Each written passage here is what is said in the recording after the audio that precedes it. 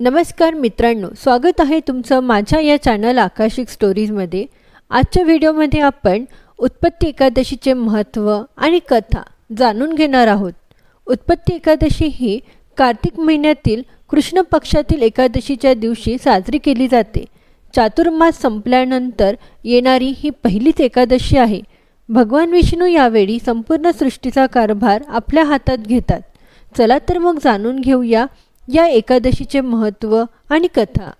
कार्तिक महिन्याच्या कृष्ण पक्षात येणाऱ्या या एकादशीला उत्पत्ती एकादशी म्हणतात। हे व्रत केल्याने शंखोदर तीर्थात स्नान करून भगवंतांचे दर्शन घेतल्याने जितके पुण्य प्राप्त होते तितकेच पुण्य प्राप्त होते। सत्ययुगात मूर नावाच्या राक्षसाचा जन्म झाला। तो खूप भयानक होता। त्या भयंकर राक्षसाने इंद्र, आदित्य, वसु, वायू, अग्नी इत्यादींचा पराभव करून सर्व देवांना पळवून लावले। तेव्हा इंद्रासह सर्व देव भयभीत झाले आणि घडलेली संपूर्ण घटना भगवान शंकरांना सांगितली। मूर राक्षसाच्या भीतीने सर्व देव मृत्यूलोकात भटकत आहेत। तेव्हा भगवान शिव म्हणाले, तिन्ही जगाचा स्वामी आणि भक्तांच्या दुःखाचा नाश करणाऱ्या भगवान विष्णूकडे जा, तेच तुमचे दुःख दूर करू शकतात। भगवान शंकरांचे असे शब्द ऐकून सर्व देव क्षीरसागरापर्यंत पोहोचले। श्री विष्णू निद्रावस्थेत असलेले पाहून सर्व देवतांनी त्यांचे स्मरण केले। देवांचे रक्षण करते मधुसूदन, तुम्हाला नमस्कार, आमचे रक्षण करा। असुरांच्या भीतीने आम्ही तुमच्याकडे आश्रयाला आलो आहे। राक्षसांनी आमच्यावर विजय मिळवला आणि स्वर्गातून आम्हाला नष्ट करण्याचे ठरवले आहेत। आम्ही सर्व देव इकडे तिकडे धावत आहोत। आम्हा सर्वांचे त्या राक्षसांपासून रक्षण करा।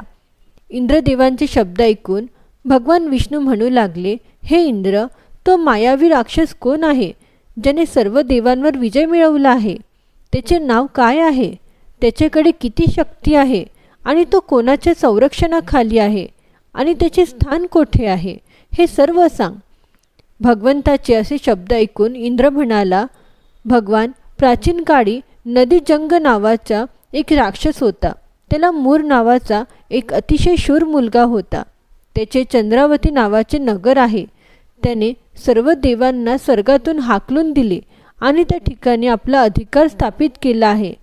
त्याने इंद्र, अग्नी, वरुण, यम, वायू, ईश, चंद्र, नैऋत इत्यादींचे स्थान घेतले आहे। हे शब्द ऐकून विष्णू म्हणाले, मी लवकरच त्याचा वध करीन। तुम्ही सर्व चंद्रावती नगरी जा। असे म्हणत प्रभूसह सर्व देव चंद्रावती नगरीच्या दिशेने निघाले। त्यावेळी मूर राक्षस आपल्या सैन्यासह रणांगणात गर्जना करत होता। त्याची भयंकर गर्जना ऐकून सर्व देव भयभीत होऊन सर्व दिशांना पळू लागले।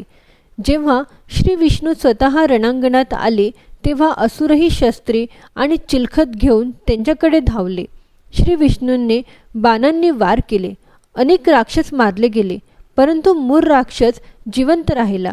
त्याचे शरीर छिन्न विछिन्न झाले होते, पण तो लढत राहिला।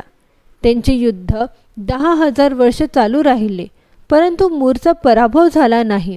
थकून भगवान बद्रिकाश्रमाला गेले। हेमवती नावाची एक सुंदर गुहा होती। भगवान विसाव्यासाठी आत गेले। ही गुहा 12 योजना लांब असून तिला एकच दरवाजा होता।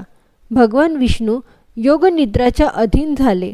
मूर देखील मागे गेला आणि भगवंतांना झोपलेले पाहून त्यांना मारण्यास तयार झाला। तेव्हा भगवंतांच्या शरीरातून एक तेजस्वी देवी प्रकट झाली। देवीने मूर राक्षसाला आव्हान दिले, त्याच्याशी युद्ध केले आणि त्याचा अंत केला।